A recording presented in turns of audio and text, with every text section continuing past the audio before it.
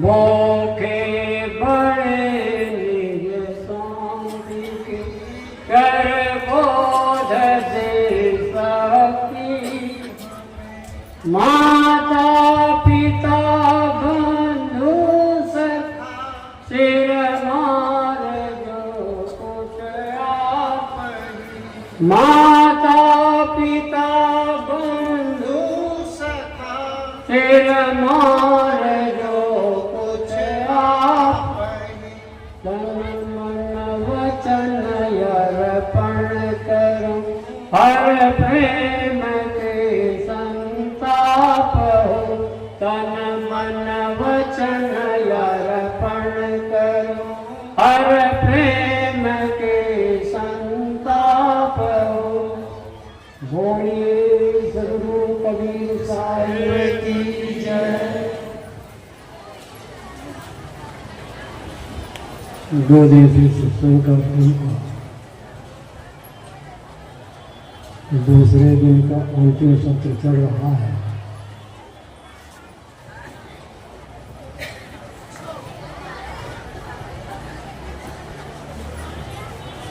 संपूर्ण संपन्न रानी की धनी मंच पर विराजमान पूरी संतजन, नगरवासी एवं दूर दूर से आए प्रबुद्ध ग्रंथ सज्जनों, श्रद्धामती माताओं, बहनों, बच्चों, आज तक जो कुछ मिला वह छूट चुका है। सड़क का संसार जो वह कब रुका है। प्रेमियों के प्यार सपने से टूटे हैं। मान्यताओं के मेरे दुनिया रुके हैं। है नहीं कुछ भी जहां अपना हमारा। सो कहे किस बात का तूने विचारा। जब यहाँ होता हमें सब काल रहना, तब हमें कुछ चाहिए था फिक्र करना।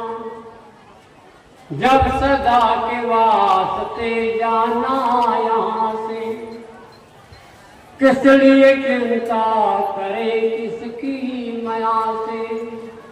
नित निरत से शांति का सागर वही है, जिनके जीवन में कोई चिंता नहीं है।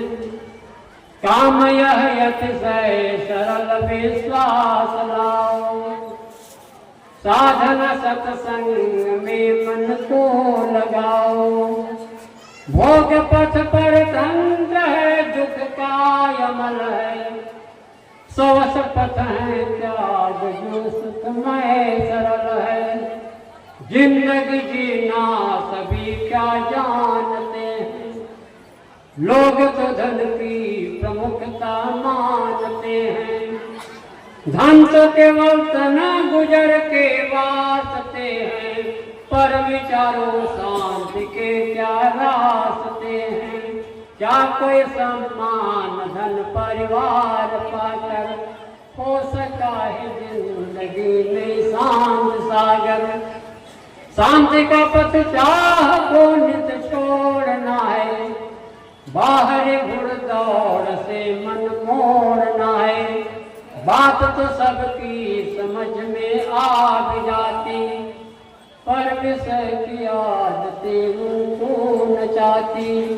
त्याग केवल त्याग से ही बढ़ सकेगा। जो कर शुरुआत वही चढ़ सकेगा। भक्ति से हो ज्ञान, उससे ध्यान होता। ज्ञान से हो त्याग, सब भवरोग होता। त्याग से ही शांति सबको मिल सकेगी।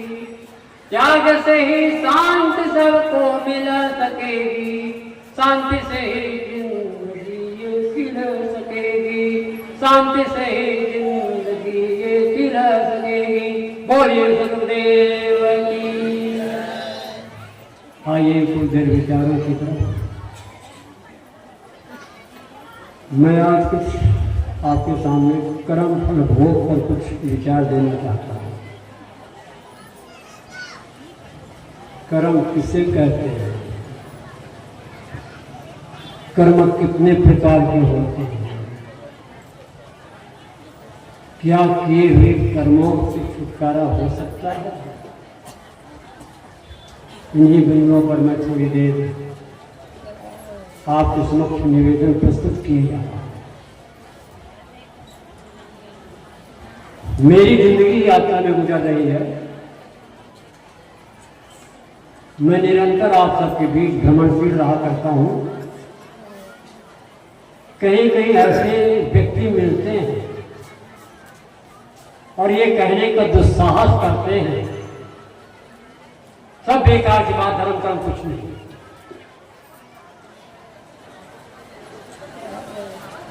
अब पता नहीं कैसे धर्म कर्म कुछ नहीं हो, तो वही जाने भाई। और हम अपने जीवन में अच्छे करते हो तो चाहे बुरा करते हो, कुछ भी अगर हम करते हैं तो उसका संस्कार हमारे अंतःपट पर जरूर पड़ता है, जरूर पड़ता है। अगर नकारने की चेष्टा न करें, हर व्यक्ति जानता है पाप क्या है, पुण्य क्या है, हर कोई जानता है। तो संस्कार जो पड़ता है, एक उदाहरण के माध्यम समझने का प्रयास करें।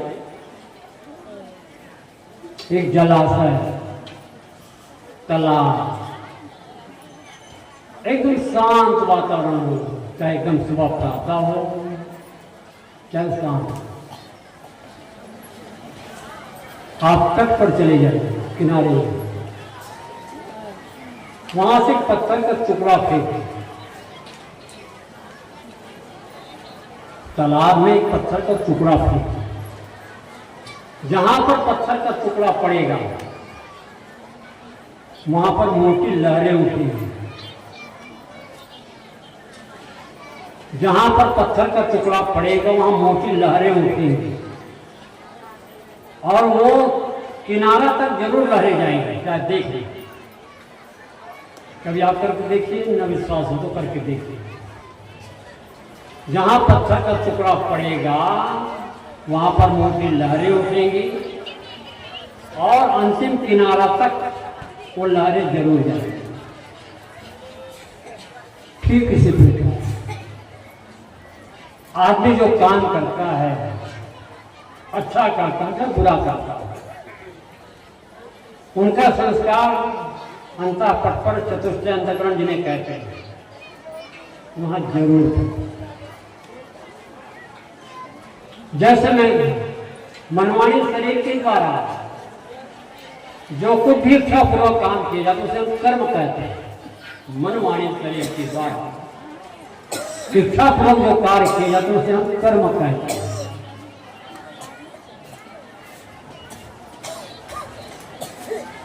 कहीं हम चोरी करने जा रहे हैं,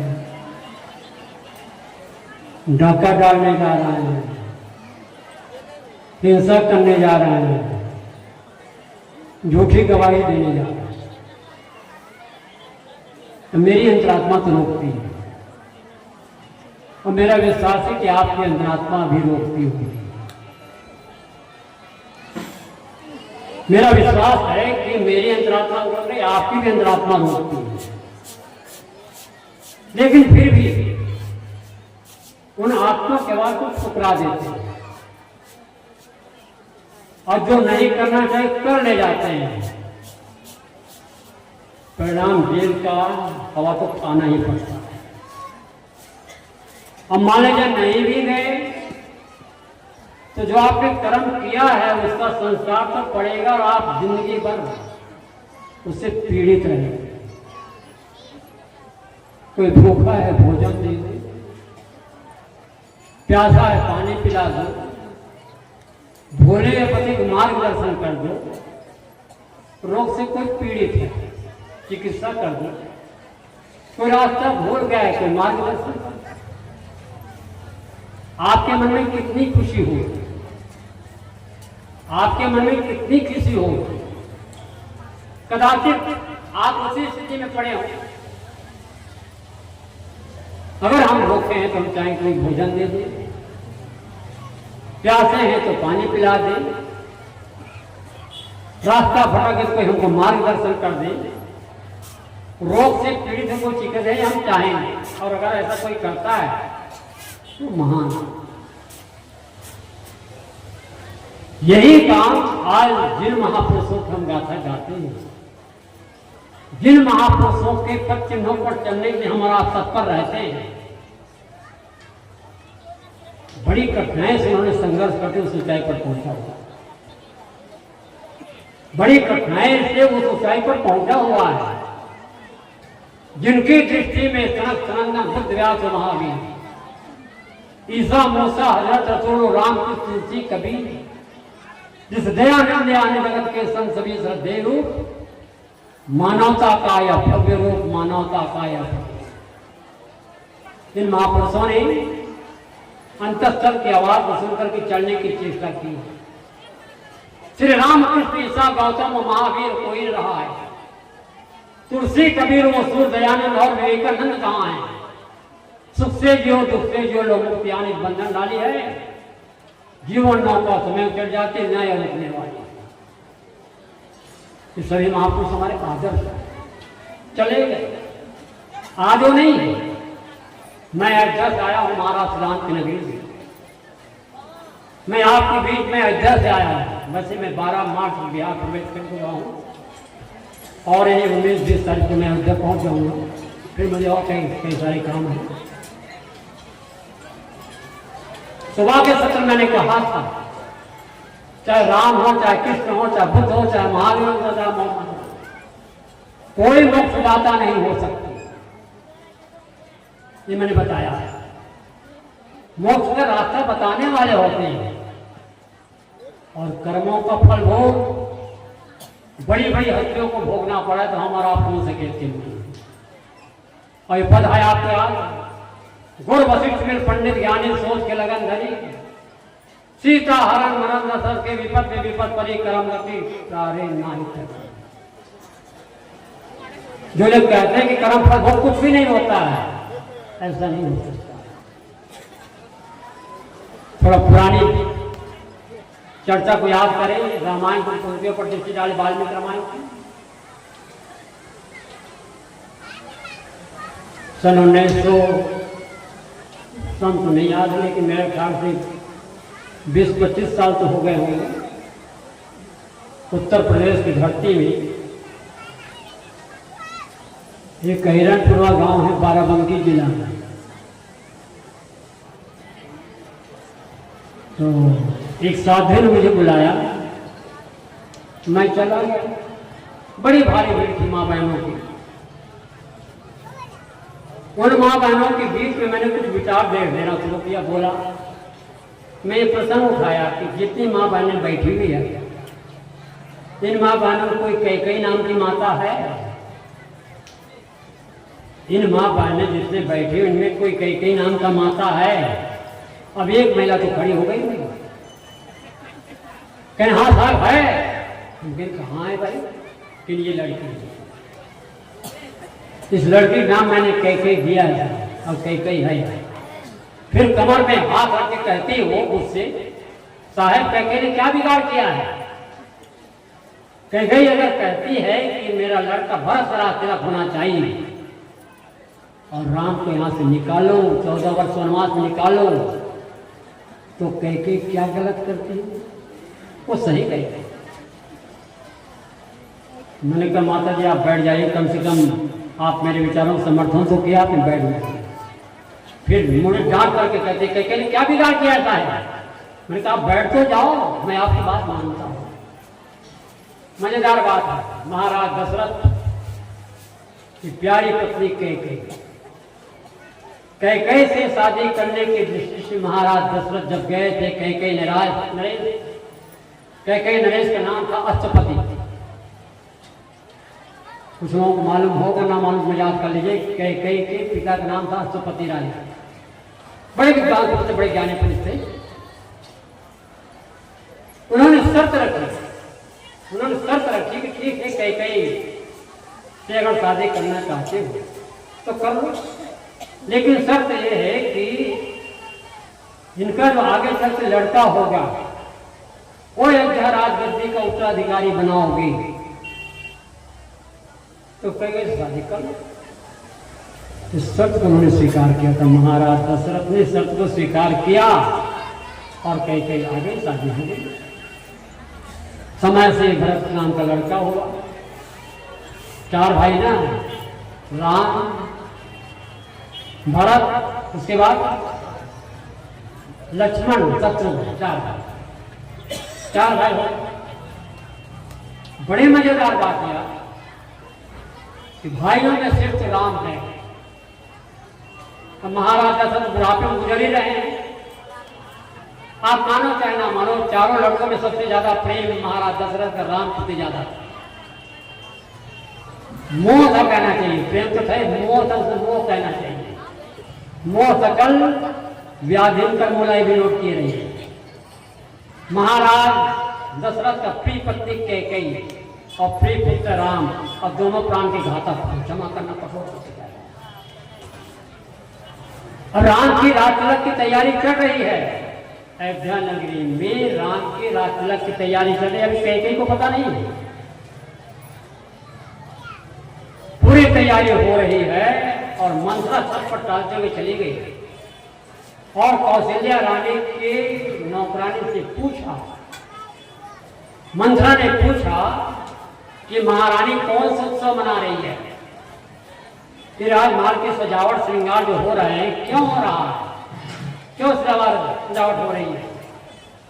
उन्होंने कहा तुम्हें पता नहीं, कल राम का राजतिलक होने जा रहा है, राम उत्तराधिकारी बनाए जाएंगे। जैसे ही मंत्रा ने सुना यह समाचार तो 5 अलग धरती के साथ दौड़े दौड़े कैकेयी के पास गई। कहते कैकेयी महारानी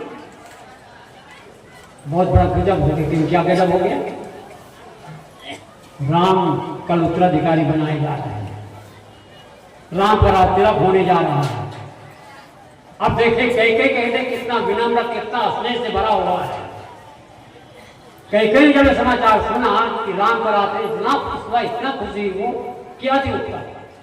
भाइयों में श्रेष्ठ है, राम सबसे बड़े हैं, हर प्रकार से योग्य है और राम का राजतिलक तो होना ही चाहिए।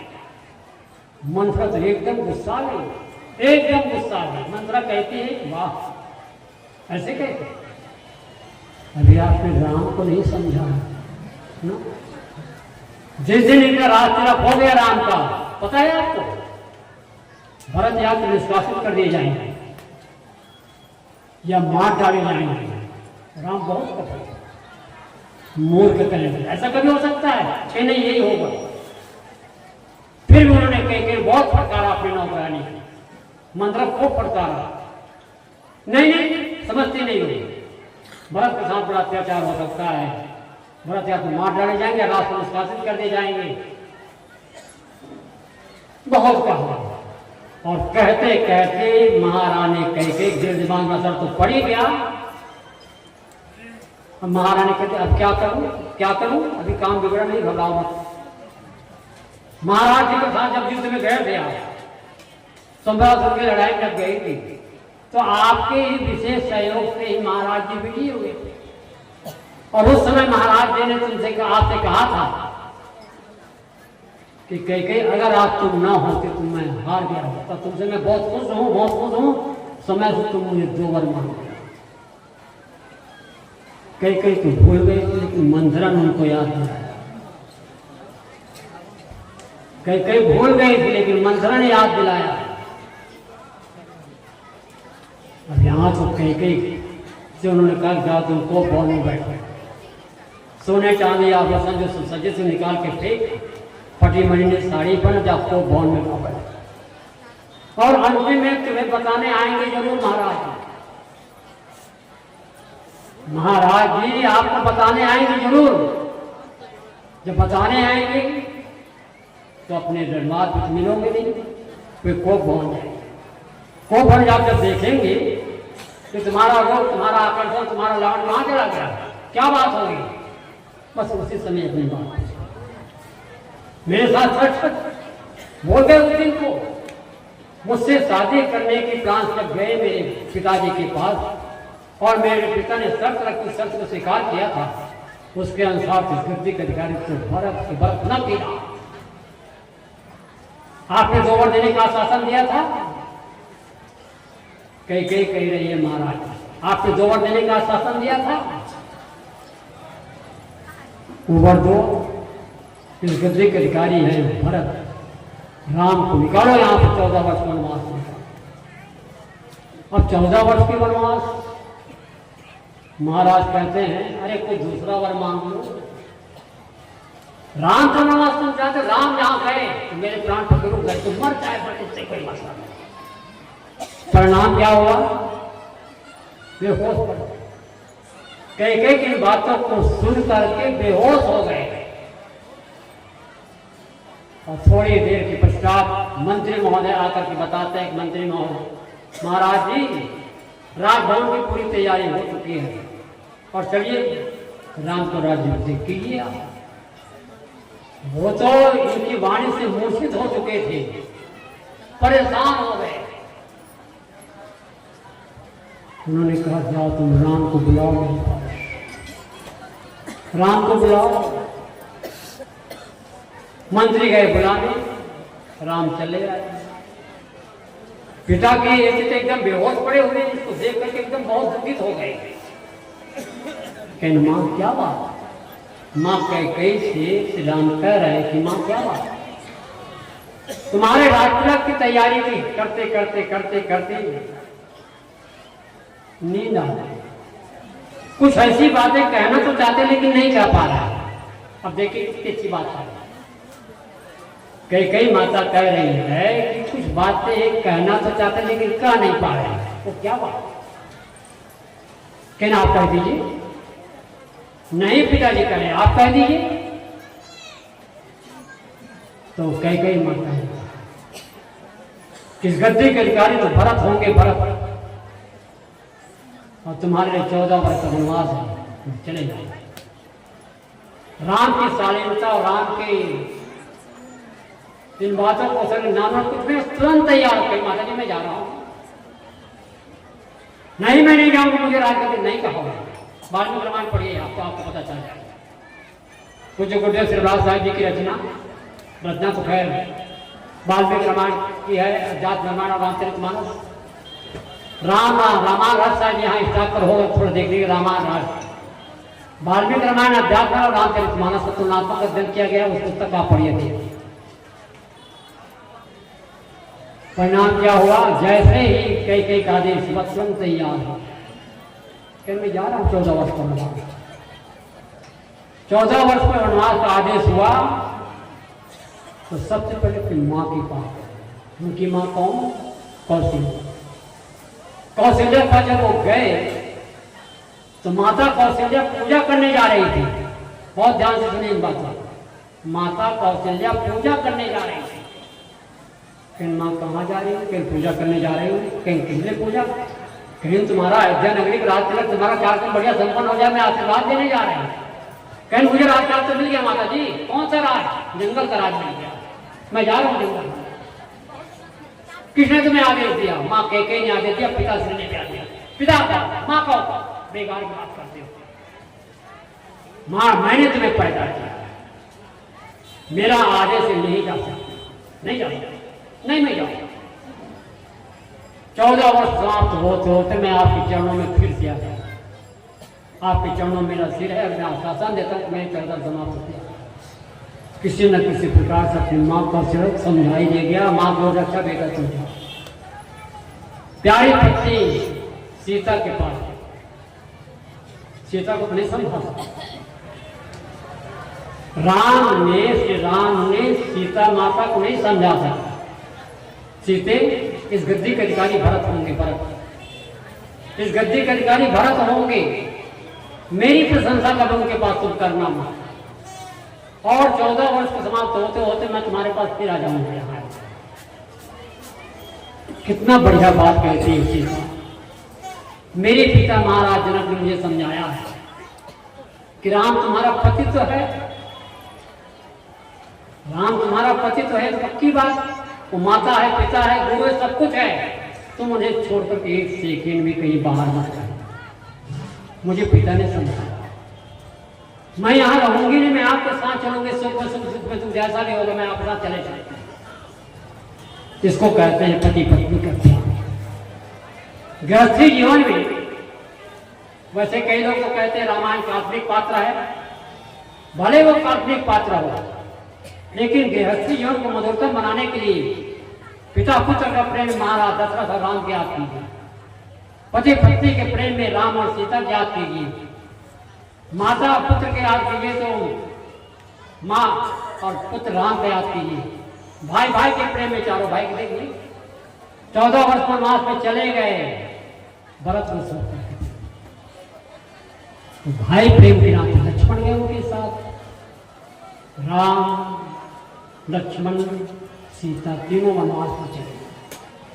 पुरानी कथा है, बहुत लंबी कथा, कहने का पता नहीं, 14 वर्ष वनवास में गए, बहुत सारी घटना घटी जो मेरे दर्द होता है। हालांकि मैं उस राम से मुझे कोई मतलब नहीं है, क्योंकि मैं हृदय निवासी राम को जानता हूँ, मानता हूँ, लेकिन राम भी हमारे आदर्श हैं। 14 वर्ष वनवास में जब चले गए, सीता हारी गई, राम रावण युद्ध हुआ, लेकिन आप ये भी मान के चलिए, अगर राजा रावण के भाई विभीषण राम के दर में अगर ना आए होते, क्या आपको विश्वास होता है कि रावण पर राम विजय प्राप्त कर लेते? नहीं। अब आपको पता है घर का भेदिया लंका ढाए, कोई माता पिता अपने बच्चे का नाम विभीषण देना नहीं चाहता। बहुत सारे दुख सुख सहते आगे बढ़ते चले जा रहे हैं। रामायण का मुख्य प्रसंग, सीता हारी गई, राम रावण युद्ध हुआ, और राम रावण जब युद्ध हुआ, राम विजयी हुए, रावण मारे गए, सारे पोल पट्टी विभीषण द्वारा मिले, तब मारे गए जाने नहीं, लेकिन मारे आए। 14 वर्ष वनवास करके आ गए, राम लक्ष्मण सीता सब चले आए, अयोध्या नगरी पहुंच गए। अयोध्या नगरी जब पहुंच गए, देखिए मजेदार बात, श्री राम ने कहा मंत्री जी थोड़ा अयोध्या नगरी में पता लगा करके आओ कि लोगों की धारणा मेरे प्रति कैसी है। बहुत ध्यान से सुनिएगा। श्री राम ने मंत्री महोदय से कहा कि तुम अयोध्या नगरी में पता लगा करके आओ कि मेरे राजकाज से, मेरे संरक्षण राजकाज देख रहा हूं, तो संतुष्ट है लोग, थोड़ा पता लगा के आओ। मंत्री महोदय ने जाकर पता लगाया, बड़ी भूरी भूरी प्रशंसा तो हो ही रही थी, लेकिन साथ ही साथ जो भी ताना मानने वाले मिल गए, अरे मेरे वो राम, कितने दिन तक लंका में रावण पागल को फिर से अपना। ये बात जब राम ने सुना, श्री राम ने जब सुना तो एकदम पापी विवल हो गए, दुखी हो गए, को बुलाया, लक्ष्मण को बुलाया, भरत को बुलाए, शत्रुघ्न को बुलाए, और लक्ष्मण को सख्त आदेश दिया, लक्ष्मण रथ तैयार करो और सीता को जाओ जंगल छोड़ जाओ। ये प्रसंग बड़ा द्रावक है।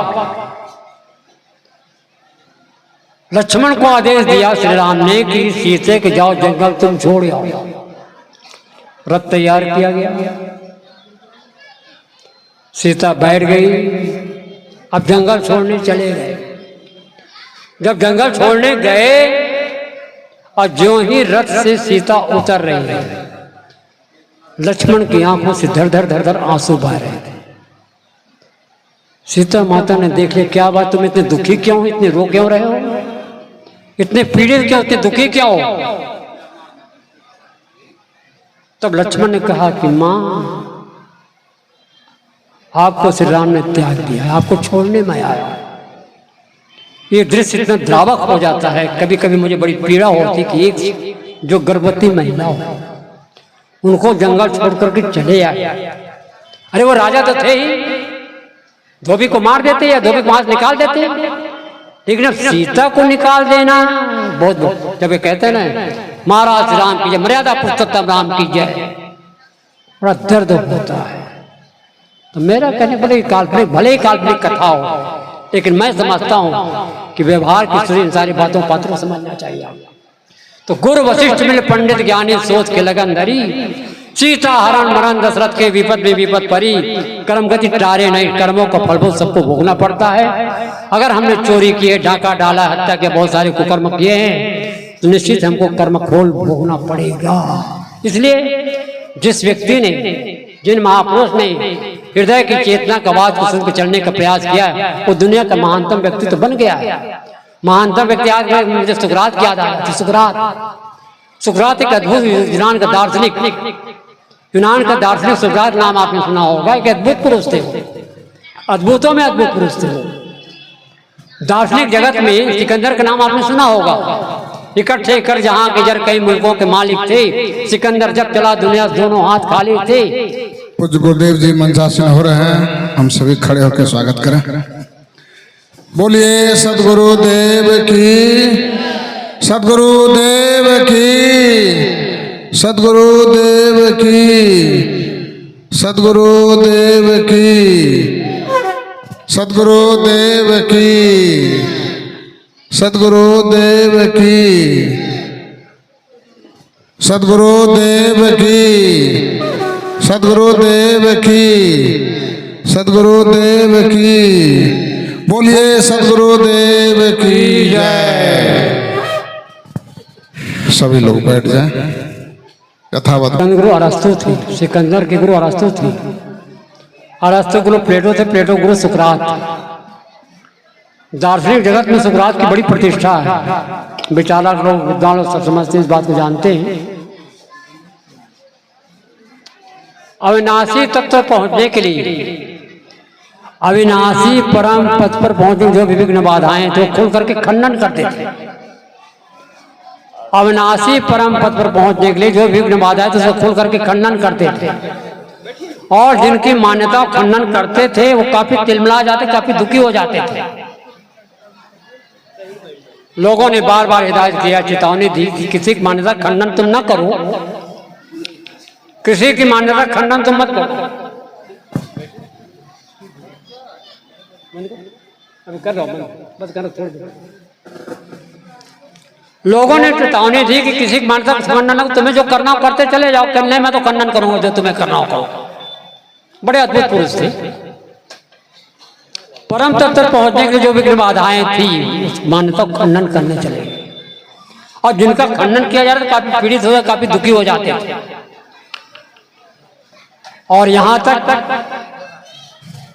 उनको प्राण दंड देने का निश्चय कर लिया। लोगों ने कहा कि इनको प्रशासनिक तौर पे इनकी व्यवस्था करो, ये हमारी मान्यता क्यों खंडन करते हैं। जेल ले जाए गए, जेल चले गए। उनके शिष्य प्लेटो और प्लेटो महोदय, प्लेटो ने जाकर के प्राण मुझे बहुत प्यारे हैं, मेरी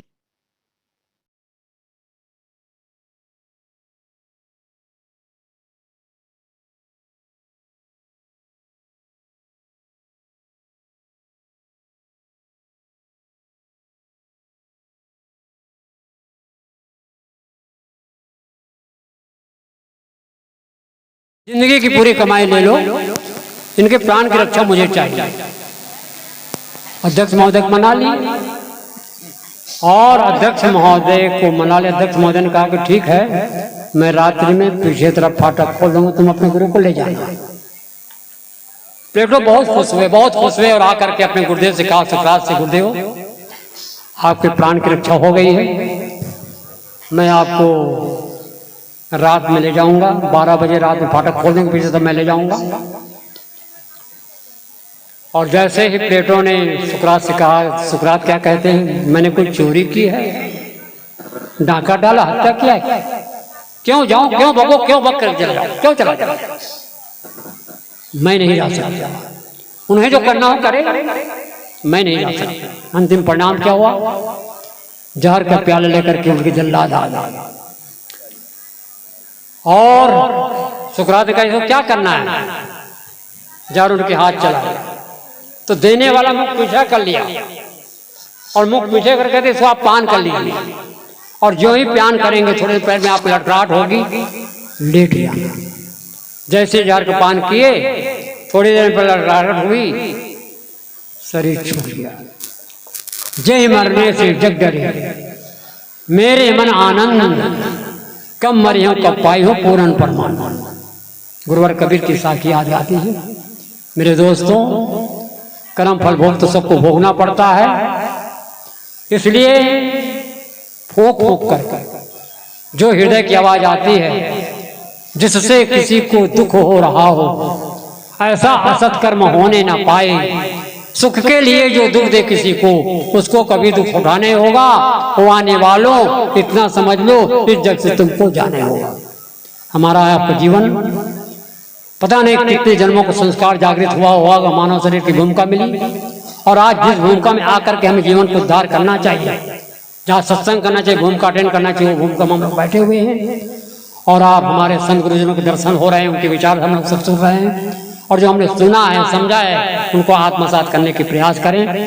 यहाँ के आयोजक जो हमारे खासकर कुलभूषण साहब और संगी साथी लोग हैं, इनकी भूरी भूरी प्रशंसा, और साहब जी की हम बहुत उपकार मानते हैं जो साल में इतने बड़ा आयोजन कार्यक्रम किया करते हैं।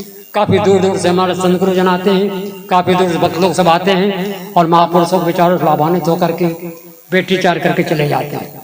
इन्हीं शब्दों के साथ अपनी